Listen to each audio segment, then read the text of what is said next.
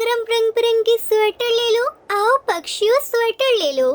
बर्फीले जंगल में जब सर्दी आई तो हर चीज पर बर्फ की सफेद चादर चढ़ गई। ठंडी हवाएं, बर्फीले पेड़ और जंगल के भीतर हर तरफ एक शांति का माहौल था। ये जंगल सिर्फ पक्षियों के लिए नहीं बल्कि हर प्राणी के लिए मुश्किलों का समय था। लेकिन इस सर्दी के मौसम में एक छोटी सी टुनटुनी चिड़िया थी जो जंगल में फैले इस ठंडे माहौल में भी अपना व्यापार चला रही थी। वो चिड़िया छोटी सी पीले रंग की थी। उसका नाम टुनटुनी था।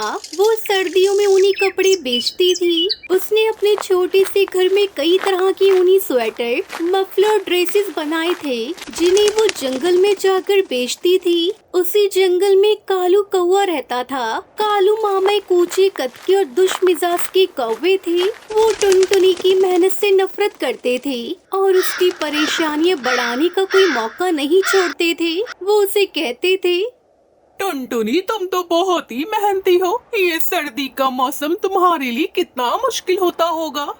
पर टुनटुनी चिड़िया उसकी बातों पर ज्यादा ध्यान नहीं देती थी। एक दिन, आज फिर से बहुत ठंड हो रही है। पता नहीं जंगल में कोई पक्षी मुझसे स्वेटर खरीदेगा भी या नहीं। टुनटुनी ये सोचते हुए अपने घर से बाहर निकली। उसके पास ऊनी स्वेटर और मफलर थे जिन्हें वो जंगल के अलग अलग हिस्सों में बेचने जाती थी। उसकी यही कपड़े बेचकर एक पहचान बनी थी। मुझे हर किसी की मदद करनी है ताकि कोई भी सर्दी में ठंड से परेशान ना हो। लेकिन आज कुछ और ही होने वाला था। जब वो रास्ते में चली जा रही थी तो अचानक एक मफलर लेकर काले मामा उसके सामने आ गए। कालू मामा ने चिढ़ते हुए पूछा, क्या कर रही हो टुनटुनी? टुनटुनी चिड़िया ने थोड़ी उदासी में कहा, मैं तो बस ऊनी कपड़े बेचने जा रही हूँ कालू मामा। तभी कालू मामा ने हंसते हुए टुनटुनी से पूछा, क्या तुम सोचती हो कि इन बेकार कपड़ों से तुम्हारा काम चलेगा? कोई तुमसे ऊनी कपड़े क्यों खरीदेगा? मैं जानती हूँ कि मेरी मेहनत ही मेरा सबसे बड़ा सहारा है। पक्षी मेरी मदद जरूर करेंगे। तुम्हारी मेहनत तो ठीक है, लेकिन इस बर्फीले जंगल में तुम अकेले क्या कर सकती हो? देखो, मेरी मदद से तुम ऊनी कपड़े बेचने की बजाय एक अच्छा काम कर सकती हो। कालू मामा की ये बात सुनकर टुनटुनी चिड़िया ने उससे गुस्से में कहा, मुझे तुम्हारी मदद नहीं चाहिए कालू मामा। मुझे अपनी मेहनत के फल का ही विश्वास है। तुम जाकर अपना काम करो। कालू मामा ने टुनटुनी की बातों को अनसुना किया। वो जानता था कि अगर उसने टुनटुनी को परेशान किया तो वो जरूर किसी न किसी पक्षी को बुलाकर लाएगी। इसलिए वो उसके रास्ते में एक और बाधा लाना चाहता था।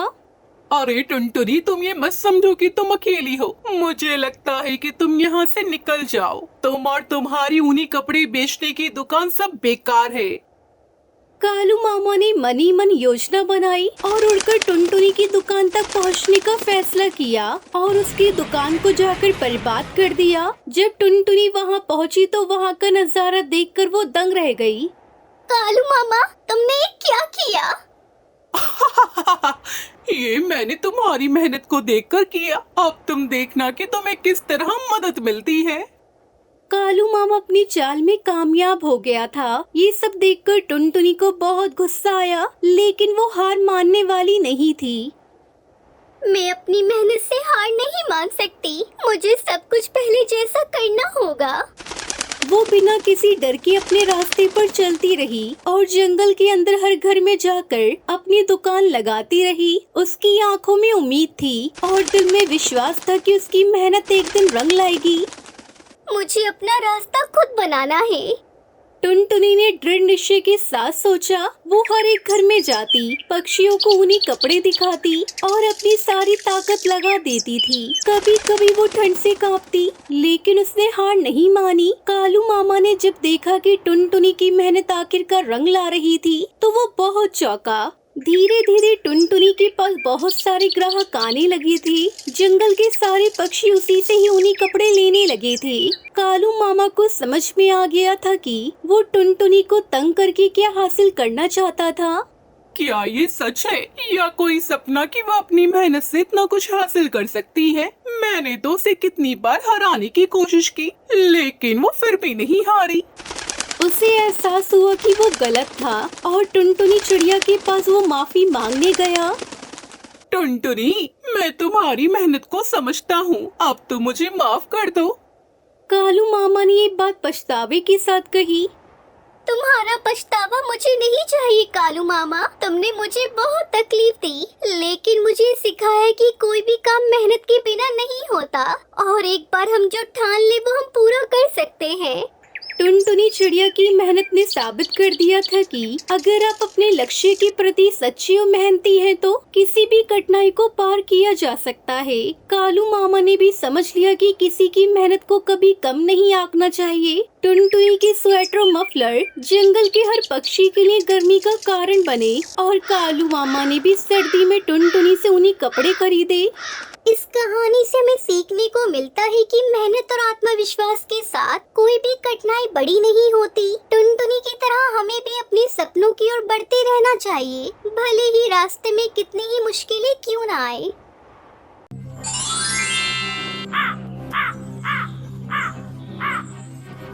किसी जंगल में टुनटुनी चिड़िया अपने मम्मी पापा के साथ रहा करती थी। उसे गाना गाना बहुत ही पसंद था, इसलिए वो अपनी पढ़ाई के बाद जो समय मिलता उसमें गाना सीखा करती थी। तू नहीं तो ये रुत, ये हवा, क्या करूं, क्या करूं।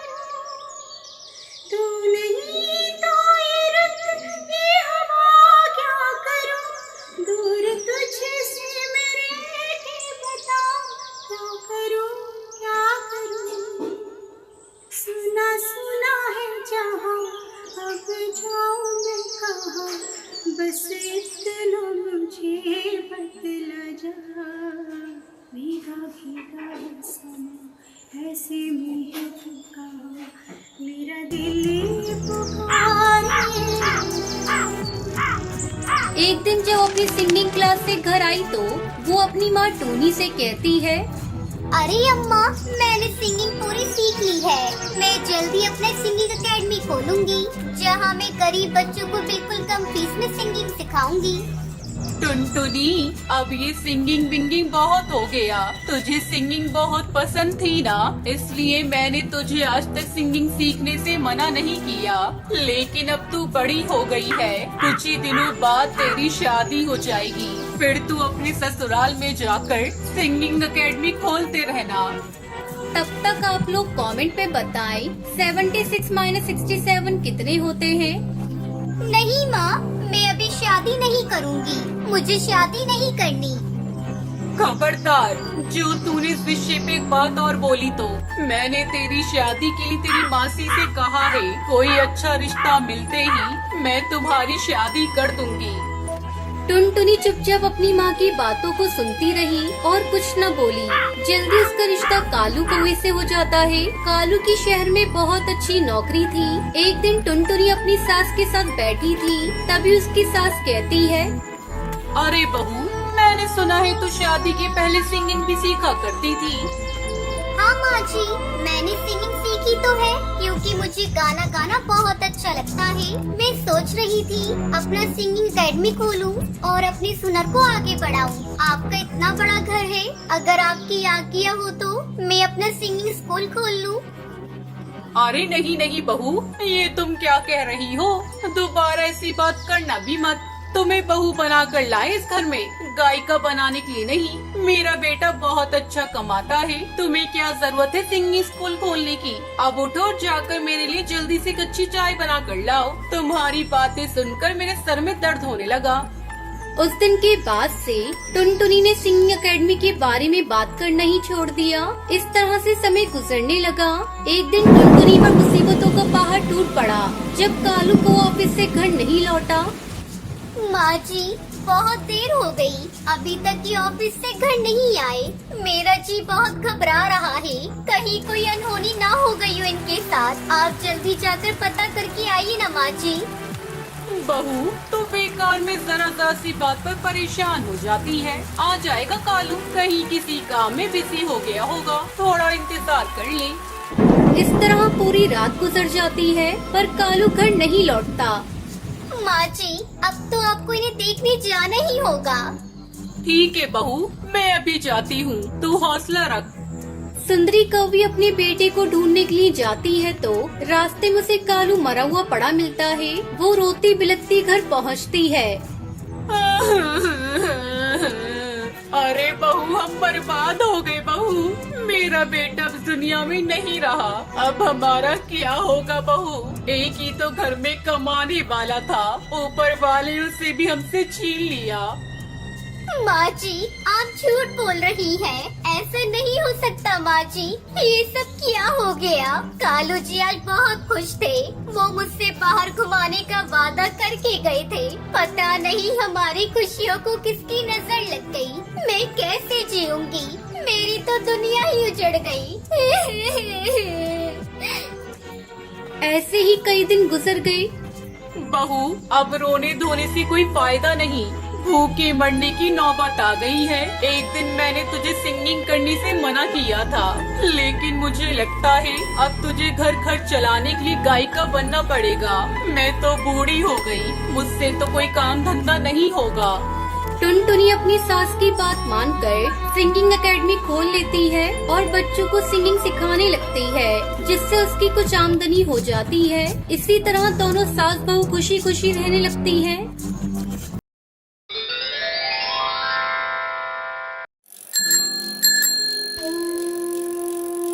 मिर्जापुर नाम के एक जंगल में टुनटुनी नाम की एक चिड़िया रहती थी।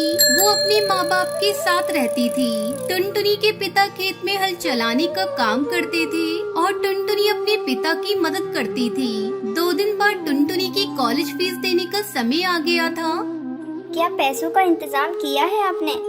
तुम चिंता मत करो, मैं कुछ भी करके 2 दिनों में पैसों का इंतजाम कर लूँगा। ऐसा कहकर टुनटुनी चिड़िया के पिता बड़ी बहादुरी से बात करके वहाँ से चले जाते हैं। टुनटुनी चिड़िया की माँ उनका बहुत इंतजार कर रही थी, लेकिन बहुत देर के बाद भी वो नहीं आते हैं। तब तक आप लोग कमेंट पे बताएं 94 + 70 + 7 कितने होते हैं? पता नहीं ये जंगल में घूमना कब बंद करेंगे। बेटी की फीस की कोई फिक्र नहीं है इन्हें। मैं जाकर देखती हूँ। ऐसा कहते हुए टुनटुनी की माँ खुद ही जंगल की ओर अपने पति को ढूंढने जाती है, लेकिन जंगल के आधे रास्ते पर ही एक दुष्पिल्ली उस पर हमला कर देती है और टूनी चिड़िया घायल हो जाती है। शाम को टुनटुनी चिड़िया कॉलेज से लौट कर आने के बाद अपनी माँ को ऐसा लेटा हुआ देखकर परेशान हो जाती है। अरे माँ, ये क्या हुआ आपको? आप ठीक तो है ना? ये सब किसने किया? माँ, पिताजी नहीं आए अभी तक? अरे बेटा, मैं उन्हीं को ढूंढने निकली थी, लेकिन वो कहीं नहीं दिखाई दिए और मुझ पर एक दुष्ट बिल्ली ने हमला कर दिया। बड़ी मुश्किल से जान बचा कर आई हूँ। और बेटा, डॉक्टर कह रहे थे कि अब मैं फिर कभी खड़ी नहीं हो पाऊंगी। अपनी माँ की बात सुनने के बाद टुनटुनी को बहुत दुख होता है और इतना सब होने के बावजूद भी आसपास उसके पिता कहीं पर भी नजर नहीं आए। परेशान टुनटुनी अपने पिता को हर जगह ढूंढती है। हरी काका, क्या आपने पिताजी को देखा है कहीं पर? वो अभी तक घर नहीं लौटे हैं। हाँ बेटा, आखिरी बार तालाब के पास से गुजरते हुए देखा था।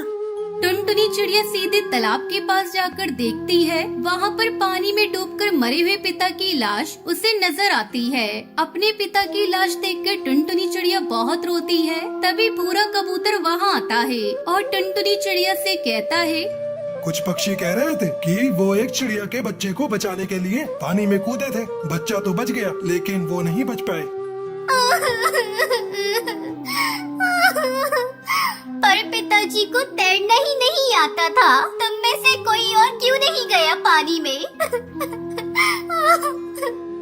हम में से कोई भी उनके जितना बहादुर नहीं था। हमें माफ कर दो।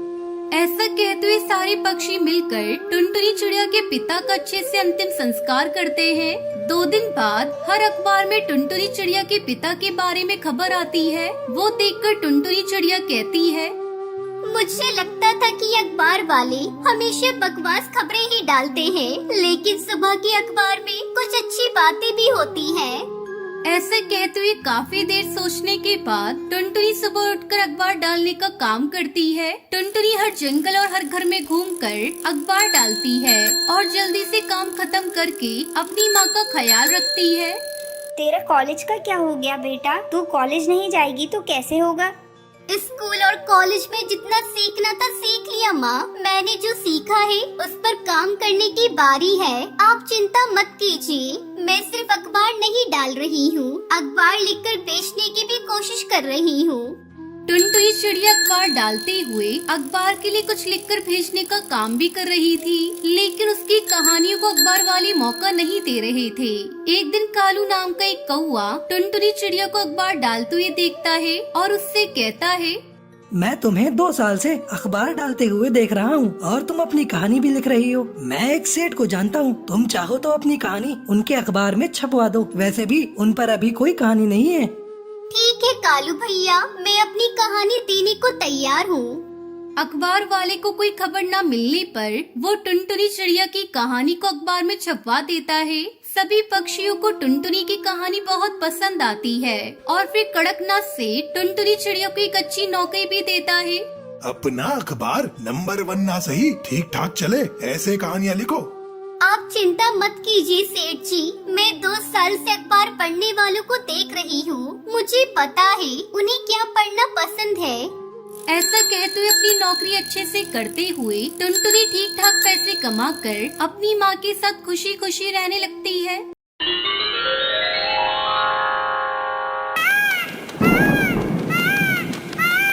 एक जंगल में एक पक्षी का शानदार जोड़ा रहा करता था। कालू कौवा टुनटुनी चिड़िया से बहुत प्यार करता था। एक बार तेज बरसात होने लगी। वो दोनों जिस पेड़ पर रहते थे वहाँ ऊपर से उनके घोंसले में पानी की बूंदें टपकने लगी। दोनों को बड़ी परेशानी होने लगी। तभी कालू कौवे ने सोचा, पानी की बूंदों के कारण मेरी टुनटुनी को परेशानी हो रही है। अब तो टुनटुनी सो नहीं पाएगी, मुझे कुछ करना होगा।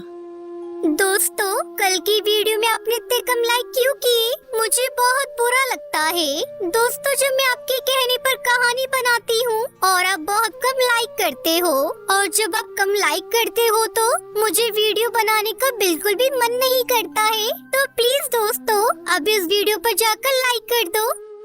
ये कहकर कालू कौवे ने झट से अपने पंख टुनटुनी चिड़िया के ऊपर फैला दिए और खुद भीगता रहा, लेकिन अपनी टुनटुनी को भीगने से बचा लिया। टुनटुनी चिड़िया आराम से सो गई। रात भर कालू कौवा जागता रहा। सवेरे उठने के बाद टुनटुनी ने जब कालू कौवे की वो स्थिति देखी तो उसे बड़ा आश्चर्य हुआ। उसने फिर भी अपने जीवन साथी कालू कौवे को आजमाना चाहा और उससे कहा, सुनिए कालू जी, आप बदल तो नहीं जाओगे ना? टुनटुनी, जमाना बदले समा बदले, जमाने की हवा बदल जाएगी, लेकिन तुमसे मेरा रिश्ता नहीं बदलेगा। ये सुनकर टुनटुनी चिड़िया ने फिर से तुरंत अगला प्रश्न कर दिया, आप मुझे कभी छोड़कर चले तो नहीं जाओगे? कैसी बातें कर रही हो टुनटुनी? जब तक मेरे शरीर में जान है मैं तुम्हें छोड़कर कभी नहीं जा सकता। मुझे डर लगता है कालू जी, अगर तुमने मेरा दामन छोड़ दिया तो मैं जी नहीं पाऊंगी। ये सुनकर कालू कौवे की आंखों में आंसू आ गए। वो उसी समय पेड़ के पीछे चला गया और जब लौट कर आया तब उसके पंख कटे हुए थे। देखो टुनटुनी, लो अब मेरे पंख नहीं रह गए, इसलिए मैं उड़कर कहीं नहीं जाऊंगा। अरे कालू, ये तुमने क्या कर दिया? तुमने मेरे लिए अपने पंख ही काट दिए। ऐसा क्यों किया तुमने? हाँ टुनटुनी, अब मैं तुम्हें छोड़कर कहीं नहीं जाऊंगा। कुछ दिन ऐसे ही बीत गए। एक दिन भयानक तूफान आने लगा। ये देखकर टुनटुनी चिड़िया बहुत डर गई। ये आने वाला तूफान तो बहुत डरावना दिख रहा है। हमें यहाँ से किसी सुरक्षित स्थान पर जाना चाहिए, वरना हम दोनों इस तूफान में मर जाएंगे। देखो टुनटुनी, मैं तो उड़ नहीं पाऊंगा, लेकिन तुम्हारे तो पंख सही सलामत हैं। तुम उड़ सकती हो और यहाँ से कहीं दूर जा सकती हो। कालू, मुझे बड़ा डर लग रहा है। तुम सही कह रहे हो, मुझे जाना चाहिए। हाँ ठीक है कालू जी, मैं जा रही हूँ। आप अपना ख्याल रखना। इतना कहकर टुनटुनी चिड़िया वहाँ से उड़ गई और कालू कौवे से देखता ही रह गया। कालू की आंखों में बहुत आंसू थे। फिर 2 घंटे के बाद तूफान थम गया और टुनटुनी चिड़िया लौटकर पेड़ के पास आ गई। उसने देखा उसका जीवन साथी कालू कौवा अपना दम तोड़ चुका था। उसके पास पेड़ की डाली पर उसकी पड़ोसन टूनी चिड़िया दुखी होकर बैठी थी और वो टुनटुनी चिड़िया से कहती है, तुमने अपने जीवन साथी को छोड़कर उड़ जाने की बहुत बड़ी गलती कर दी। तुम्हारे जाते ही उसने तूफान के आने से पहले ही अपने प्राण त्याग दिए। उसके मुंह से यही निकला कि काश वो मुझे छोड़कर नहीं जाती। तुमने बहुत गलत किया टुनटुनी। उसने तुम्हारे लिए अपने पंख काट दिए और तुम उसे मुसीबत में छोड़कर चली गयी। भगवान तुम्हें कभी माफ नहीं करेगा टुनटुनी। टूनी चिड़िया की बातों से टुनटुनी चिड़िया को अपनी गलती का एहसास हो गया और वो कहने लगी,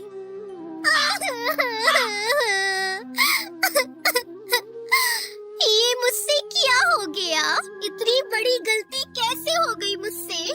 मुझे माफ कर देना कालू जी। मैंने तो आपकी ही जान ले ली। उठ जाइए कालू जी, मुझसे बात करिए। मुझे ऐसे अकेला मत छोड़िए। अब आगे से कभी भी मैं आपसे दूर नहीं जाऊंगी। हे भगवान, कुछ तो चमत्कार करो, मुझ पर रहम करो। तभी वहाँ जादुई परी प्रकट होती है। क्या बात है नन्ही चिड़िया, तुम इतना क्यों रो रही हो? क्या परेशानी है तुम्हें? बताओ मुझे, क्या पता मैं तुम्हारी मदद कर सकूं। टुनटुनी चिड़ियों से सारी बात बताती है। जादुई परी अपने चमत्कार से कालू कौवे को फिर से जिंदा कर देती है। पता है टुनटुनी, मुझे तूफान के आने का कोई डर नहीं लगा। बस तुम मुझे छोड़कर ऐसे अकेली चली गई तो वही मेरी जिंदगी खत्म हो गई। जीने की कोई वजह नहीं बची थी मेरे पास। कालू जी, मुझे माफ कर दीजिए। मुझसे बहुत बड़ी गलती हो गई। मैं आपसे वादा करती हूँ, अब मैं आपको कभी छोड़कर नहीं जाऊंगी और मैं आपका बहुत ध्यान रखूंगी। उस दिन के बाद से टुनटुनी चिड़िया कालू कौवा खुशी खुशी अपना जीवन बिताने लगते हैं। दोस्तों, जिंदगी में चाहे कितनी भी बड़ी मुसीबत आ जाए, लेकिन उस समय अपने जीवन साथी का साथ कभी नहीं छोड़ना चाहिए।